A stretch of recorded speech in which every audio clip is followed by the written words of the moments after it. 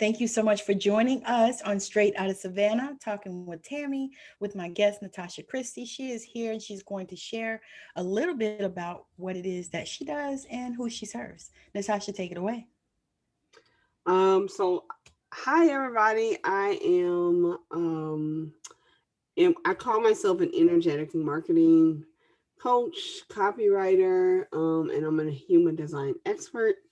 So I'm here to really help people to tap into their soul's message and embody their human design in their marketing content and copy so that you can really make an impact on the world and bring even more people into your space and have them buying your offers and stuff like that. So yeah, I mean that's basically what I do. So I offer I like to do master classes. I also offer one-to-one stuff. I do copywriting, done for you copywriting for people as well. And pretty much all of it is according to human design is like a backdrop, in pretty much everything that I do. um, but I also bring in a lot of my intuition, which has been really strong lately. Like I'll be sitting with a client in a session and a voice will just come through to tell me to say something to them or whatever. So lately I've been doing that. I've just been going with that. And it's usually on point. Like people are usually like, oh my God, I was thinking that, but I didn't want to say it or whatever. And then I know a lot about marketing and copywriting. So I bring in a lot of that strategic, understanding as well. So yeah. That's awesome. So how did you get into this? I mean, what were you at your in your 9 to 5? Oh, well, in my 9 to 5, I was a speech pathologist. So that is not even related. How I got into the marketing, copywriting, and stuff piece is because I've been in the online space since 2015. And so throughout that time, I've taken a lot of courses, done a lot of things, put together a lot of funnels. One thing I was always good at even when I first came out was the writing and the marketing piece. Like back in the day, you could post in Facebook groups and get, like, if you wanted like discovery calls, it's just what they call it when you want, when you want to talk to a potential client. Like I used to be able to post and get like 30 discovery calls, like with one post. So I was always good at the writing, the marketing, like, knowing how to tell a story to get people, to want to buy, to want to be a part of it. Like I was always good at that.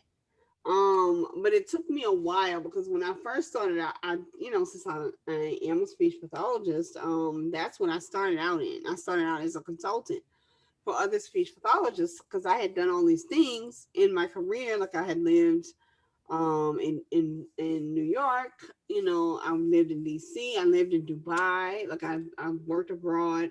So I had done all these interesting things. So I was like, okay, well, I can help people, with speech pathologists who want to have that kind of dynamic career where they're doing Mm-hmm. all these different things. And so I can help them do that. Well, that kind of, even when I was doing that, it was somewhat of a life coaching, career coaching thing, because I was helping Mm-hmm. them to be satisfied and happy in their career, basically.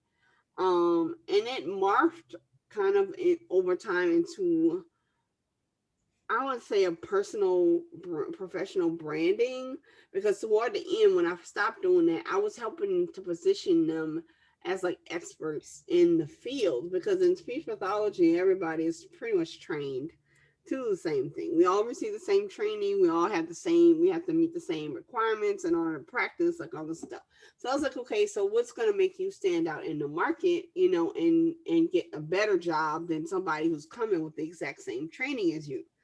And so I started kind of like personal branding and helping them to really like find the one thing or the couple of things that they were really really good at. And it was a combination of professional, like skills, but also who they were as a person.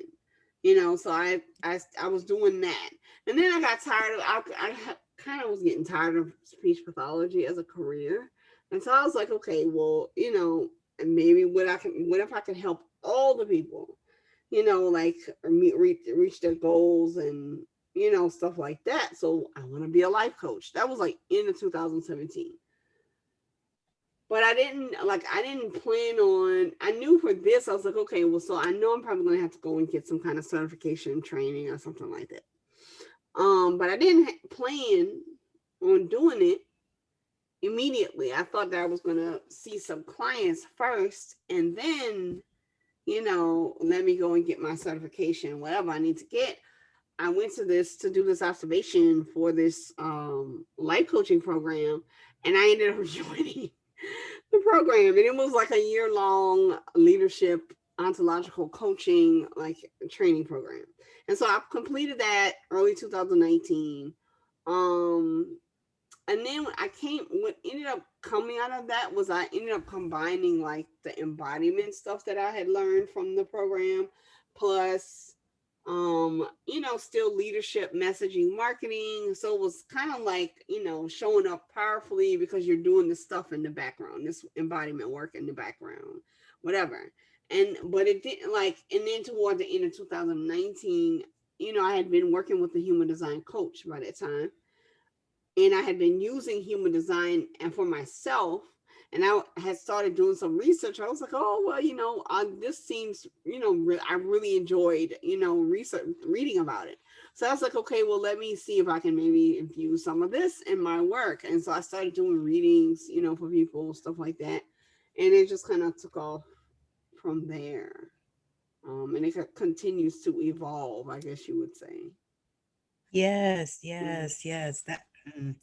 That is a similar theme of almost everybody that I interview. It's like we start off someplace, me as well. We start off someplace we think we Mm-hmm. like or what, and then it morphs into something that we really like or something that sets our heart on fire, and or something that you can pull together and have a greater impact in people's lives. And so that is like so fire, because that's like, it's almost like every time I talk to somebody, I expect that. Mm-hmm. because because that seems to be what has It happened, happens to with people. It's everybody. like, yeah, it's like you Yeah. start here, and then you hear all these different coaches and lives and stuff saying, don't be afraid to pivot, you know, Mm-hmm. because you're looking at it like, well, I was a speech pathologist coach or consultant, and now I'm doing human design and marketing and copywriting and all that stuff. But the thing is your path is going to change and shift and stuff, and as well as you are, right? Yeah. So I'm just Absolutely. super excited. Where do you see yourself going with what you're doing now? Well, I see myself going in the direction of like launching a plan is to launch a publishing media company. And it'll be to help, the people who I'm already helping on the copywriting coaching, side, it, them create a body of work, like a book or something that is going to catapult them, their visibility to another level and really make an impact on people.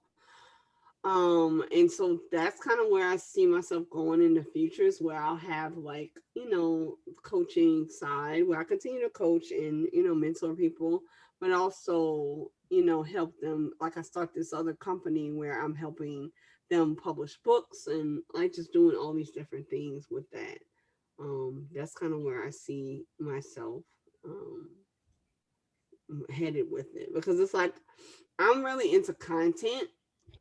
I mean, writing is like my specialty, but I also like video and audio. So it's like, helping people to produce that type of content as well is something that is exciting to me. Is, maybe somebody writing a book and then a documentary comes from the book, or something like that. Like it's just this leaving a legacy of all this great content that people can continue to enjoy way past our expiration date. When we transition into the next realm, our work will still be here. Yeah. That's powerful. Yeah. That is powerful. So, so we describe yourself as being woo, like growing up. Did you have, did you recognize that you had gifts when you were a No. child? No. I knew I had like a deep relationship with God, with source, because I used to pray all the time. Like I wasn't into church per se. I mean, other than what I was obligated to do, because my family expected me. But I Yes. knew I had a deep relationship with God. So I would always pray, I was always talking to God. I would hear stuff. Like I remember I was 5 and in 6, and somebody used to tap me on the head at night. I swear. I would go to sleep and I would feel somebody tapping me on my head. And I would tell my mom, I said, Mama, somebody was tapping me on the head, and she said something about that was God, or telling me that I had done something wrong and I need to watch out or something. She would say to that effect, So I would get stuff like that. Sometimes I would just know, like I would wake up, ask a question, I would be worried about something, and then I would wake up just knowing that everything was going to be okay, or with the answer, whatever answer I was seeking, it would just come out of nowhere, seemingly, so I knew, Hmm. that there was something there, Hmm. but I didn't necessarily know. I mean, of course, I was raised in a traditional Christian household, so it's like those kinds of things were bad. Like you're not supposed to witchcraft, you're not supposed to be talking to That's the spirits. devil. Yeah, exactly. Yeah. I mean, Hmm. that stuff, we're not supposed to be doing that, but I knew that something, I knew there was something, you know what I'm saying? Yes. Yeah, Yes. Yeah. yeah, That's typical as well. And yeah, I can really understand that because that's where I come from. I was raised Pentecostal holiness and mhm, everything was a devil. yeah,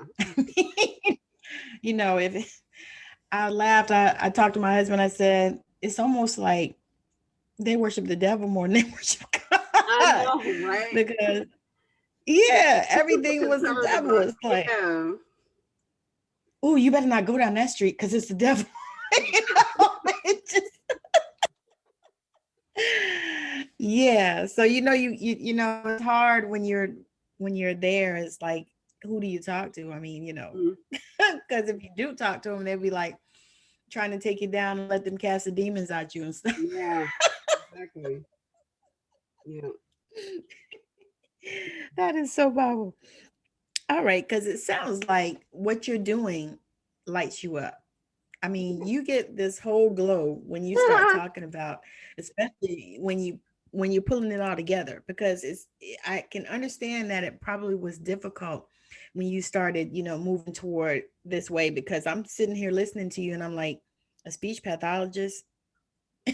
You've gone over that here. had nothing to do, yeah, nothing to do with, but my career in speech pathology allowed me to travel, to do all the things I wanted to do. Like I used it. I know most people, they start a career and then they're like, they do the traditional thing, Like for example, my aunt is a speech pathologist. She's older, but I mean, she's worked at the same place for 40 years. Never left, Oh my never God. traveled, never moved anywhere, never did anything. Whereas you have me, who was in the field for about a decade. During that 10 years, I moved to New York, I moved to Dubai. I moved to DC. I did all these different things. I worked at all these different centers with these different populations. Like I have all this experience with people. So I feel like Yeah. that's the career that's what it prepared me for. Is like me working with people. And because Yes. I learned about the physiological processes of human communication. You know what I'm saying? I feel like that has helped me a lot too, in terms of just Hmm. understanding the communication process, you know. But I did not see, it's kind of like this is what I always knew that I was supposed to be doing. And I was raised in a family where you're supposed to you pursue a traditional career where you're gonna get a job, It's a guarantee. Check. Yep, it's a Hmm. guaranteed check. You get benefits, and even if you start a business, it's within the realm of brick and mortar, traditional. You start your own practice, that kind of thing. Like the stuff that I'm doing now is like that's not, like nobody really still I think understands. And I've gotten tired of trying to explain what I do, so I just don't bother. But it's like it's not what people expected me to do. But I feel like it's with my soul. When I was a little girl, I knew Yes. that I was gonna be doing this. Like I always knew that I was gonna be writing. That's something I've done since I was a child. I always knew that, I was good with words and I was good with putting the words together to persuade people to do things. I've been doing that since I was a child. I always knew that I was into books. I love to read. As a child, young adult, whatever. I always knew I wanted to be an entrepreneur. Like I knew that from the time I was a child. So it's like all these things that I always kind of sort of knew I was into. You know what I'm saying? I've always been into media and entertainment since I was a child. You know, so all these different things, like now it makes sense to me. I know it's Yeah. not traditional and it doesn't make sense. If people are like, oh, well, she was a speech pathologist. How did that prepare her, to do what she's doing now? But it's like, to me, my soul always knew. And I feel like if I had been left to my own devices as a young adult, when I was choosing like what to major in college and stuff, I probably would have majored in something else. I doubt I would have chosen speech pathology or pre-law, which is what I did. I probably would have chosen some kind of media, mass comm, or graphic design or something, writing, English. I would have done something else other than what I actually did, because it would have been my passion rather than me worrying about, okay, I'm not going to get a job when I get out, you know? But that's how they raise us, and that's Hmm. what they taught us. Hmm. It's like, what are you going to do with that? Because Hmm. at one time I wanted to major in psychology, Yeah.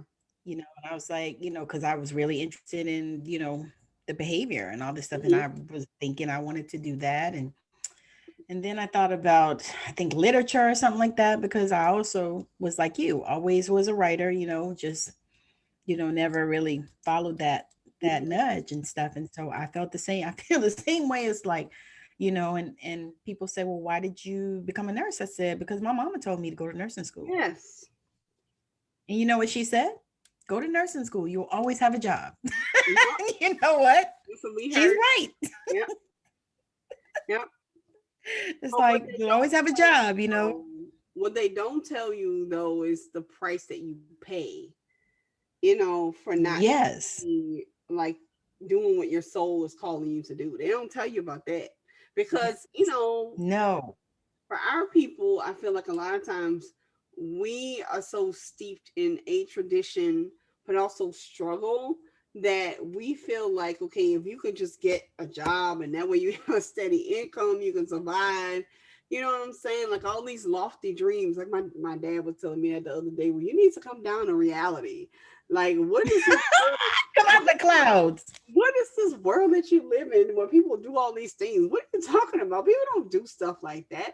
I'm like, yes, they do. You just don't know anybody Yeah. like that. But there are a lot of Mm-hmm. people doing the things that I do, you know? So they so they want you to make sure you grounded. Yes. They want to make sure you are living in the real world. He was like, have you, I mean, what is wrong? And some of the stuff you say, it just doesn't make any sense. Where do you get this stuff from? And I'm like, well, I mean, the people online, I mean, I have friends who are doing all these things, so I know it's not And like, making a lot of money yeah, doing it. that's what I'm telling you. They make a lot more money than what I would have ever made as an SLP. Like, I mean, because, it's not as safe. It's not as, like, if I knew, like, I still get advertised. Somebody sent me a text today asking me if I wanted a job. And so it's like, Yes. it would be more steady in that sense. Like I would definitely have a guaranteed check, whatever. But it doesn't light my soul on fire. Honestly, at this point, would probably rather slit my own wrists than go back to do that. I know it sounds like people like, not that serious. No, no, I really would rather do anything else other than going back. no. I resonate so with that because it's like they didn't tell you that these jobs was gonna suck the life out your ass and Oh, suck your soul dry, yes, they did right? not tell you that at all. It's like I just got a message from my DNS at a place that I work, and I'm just on call now because I couldn't stand it. She sent me a message. She's begging me, telling me she'll give me a $300 bonus if I could come in and work and blah blah blah. And I'm like, yeah, see, that's not worth it. Yeah, It's not worth it. yeah, And in the past, I might have would have said, you know what, I could use that little bit of money. yeah. But now it's like that job sucks the life out of my ass. It takes me 2 days to recover when I go there. Yeah. And I'm like, I can't do it. I was like, you know what? I just can't do it. I'm sorry, but I cannot help you. And then what about when you get the emails from all the recruiters and stuff? Um, Hey, you're looking for a job? You want to go travel? You want to do this? I'm like, I don't want to do all that. I don't want mm, to do it. I was I like, but actually let my license lapse. oh, Way I wouldn't have an option to even I mean, I can go back and get it, I haven't yeah, done anything wrong. I can always go back and renew it. But I was like, if I just let it go, the universe will see, God will see that I want these opportunities, and he'll start sending and me. I'm not dealing with this. Yes. And so I stopped doing that. So now, when people send me, inquiries about, oh, well, I have this job in such and such a place where you could travel and it has benefits and all this stuff. I'm like, well, I can't work because I let my license lapse. I'm no longer practicing. So, I mean, I felt like I did it because, it's like, okay, this is, and I did this. I made this decision when I wasn't even making like probably but a couple of $100 a month, in the business. And so I was like, okay, this is a risky thing because if I let this go, that means like I don't have anything to fall back on. There's no plan B. Like I have to make this work, Right. you know? Mm-hmm. Because you don't want to go Yeah. to the grocery store. Hmm? No. I said, because you don't want to go to the grocery store to stock shelves. I mean, I feel like those jobs for me, like I think I would have to lie because my resume is too like they would think I was overly qualified and my age on top of Of that. course. I'm in my 40s now. They would be like, "Well, what have you done for the last how many years? Like, what have you been doing? Because my dad was like, oh, well, you could just don't tell him you have a master's degree. I say, yeah, but I'm in my 40s. I can't. What am I going to tell the people I was doing? Like, if I was in my 20s, that'd be different. Maybe even early 30s, you could kind of get away with, when I traveled abroad, I was in school, for this that kind of stuff. But by 40 something, they're like, what's going on? Like, why don't you have a career, a history, a work history? Girl, look, they don't care now. They don't care. They just want people to work. Oh, okay. I didn't know that. Girl, they do not care. They just want people to work. And they be like, because I don't know if you realize, but a lot of people with this pandemic, a lot of young people retired. They Which decided they was gonna do what they want to do. Yes, oh, people in their 30s. oh, They was like, nah, I can't do this. And they start their own business, doing a YouTube channel, whatever. But they was like, no, I can't do this no more. yeah. Life is too short. I'm not gonna do this. And I Oh, actually read an article about a bunch of people that were doing that. I was like, wow, wow. I said that makes me think because I'm like, I work Saturday and Sunday now, and oh man, that's about all I can do. It's like mhm. they call me in and be like, can you do no? They probably You do like, you man, what is they be going like, do you on? need an extra day? Do you work another job in the week? No. Do you want to? No. Mm-mm. I'm good. I almost be wanting to tell them, I don't want to work this job. I know. I'm here these 2 days. Exactly. If only I could just say no to y'all for everything, I would. Right. Exactly. I was like, y'all don't know y'all time is coming. Yeah. All right. So I gotta ask you one last question. Hmm. So what when the people come to you, what is the most amazing thing that you help them to get through? I think that like what's coming through lately is that I feel like I give them permission to just speak. You know what I'm saying? Like to speak their soul, to speak whatever it is they want to say that they've been kind of holding back on. Like they come to me and I'm like, well, maybe if you said this, because like it'll come up in conversation. Like so usually some, polarizing message they have or some opinion they have about something that's super duper strong. And I'm like, well, I have looked at your content. I haven't seen you mention this. Why haven't you been talking about this? And usually I get something about, oh, I thought it was too much, or I kind of haven't been wanting to talk about it because I'm afraid that so and so is going to think this or whatever. And so it's really getting the permission and giving themselves the permission to really say whatever it is they want to say and just be themselves, like unmasked. Like you don't have to put on this Yes. facade like we think we have to do when we come online. We have to put, make ourselves look all pretty, and sound, perfect and all this stuff when really you don't. You just have to show up and tell people like, hey, this is my expertise. This is how I can help you and share your real story, you know?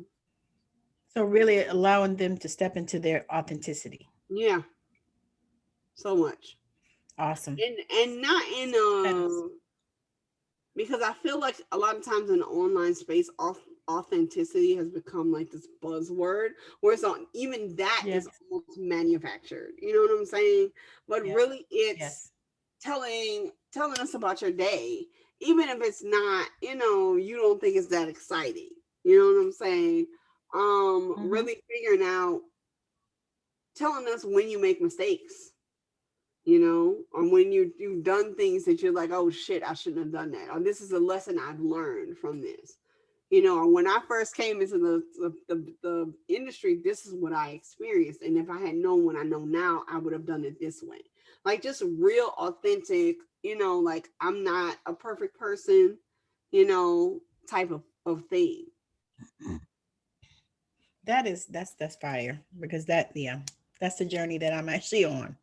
Yeah. Um, Spirit told me at the beginning of this year that it was time for me to go deeper, and so that's where I've been, just Yeah. coming forward and speaking, my truth and sharing, more of who I am, and not sugarcoating, because I mean I'm not a sugarcoating type of person anyway, but not just showing all the good shit, because that's Mhm. what people do. They show when they got a new car and all that stuff, but they don't show how they're struggling to pay for that shit. No. you know you know what I'm saying? Is like just opening up and sharing, pieces of who you are. And that's powerful that you help people to get their permission in order to do that.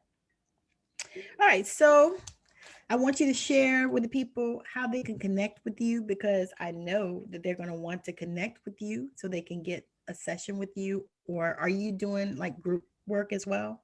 Yeah, I have a group program that's actually coming up. It's called Remembrance, a society, and it's basically like a journey to remembering who you are, and then showing up powerfully in your messaging and content. So it's going to be a little bit of human design.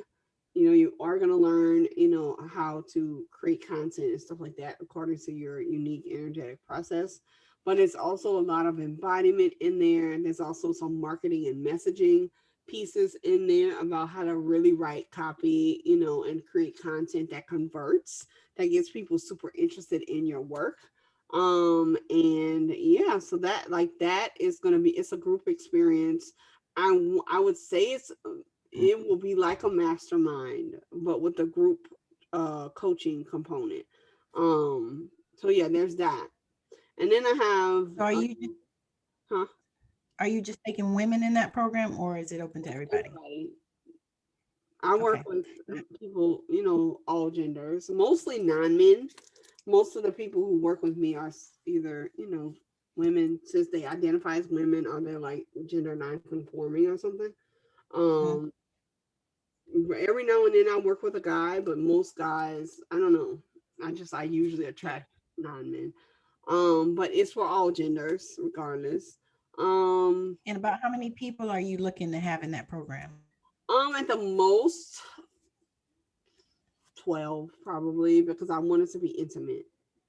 Yeah. Um, it's intimate. They get, there'll be live trainings, live coaching calls, messenger access, group messenger access. So if they're having issues, they can show up, in the chat, and get support, not only from me but also the people in the group. And then there'll be, if you want to do VIP will be all of that plus private Voxer access and private calls.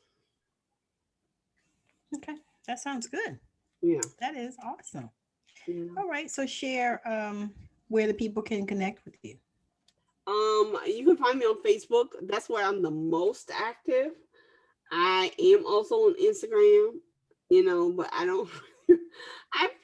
I've been working on getting active on Instagram, but I'm not as active on. If you want my content, it's gonna be on Facebook, and I'm Tasha Christy on Facebook. I also have a Facebook group, where I share free content. Like sometimes it's shared with on all the platforms, but every now and then I do like free live trainings. And if I do a free live training, it's gonna be in my group. So if you're interested in that, the name of the group right now is Content by Design. It's about to change, but that's what it is right now. I'm about to change the name to something else, but yeah. Okay. Sounds good. All right. So I appreciate you coming on the show, and I have just enjoyed this conversation immensely. It's been just amazing. I mean, we have so much in common. We have so much in common. Hmm. But I just really, I love your platform, and I love the way that you are weaving all the things that you enjoy and just making it into something that is beautiful. Yeah, So, thank you. yeah. Thank you so Yeah, much. I commend you on that. Yeah. So, again, thank you for coming on the show. And those of you that are watching or listening, thank you for watching and listening. If you are watching on YouTube, make sure that you share, like, share, and subscribe. And if you're listening on the podcast on Anchor or Apple or Google or Radio Breaker or Listen Now or iTunes or wherever the hell you're listening to it, make sure that you like that content as well and share it as well. So thank you so much for joining us. And I hope you have a wonderful rest of your time, whatever day it is that you're watching this or listening. So thank you so much. And Tasha, I appreciate you so much for joining me. Bye Thank you now. for having me. Definitely.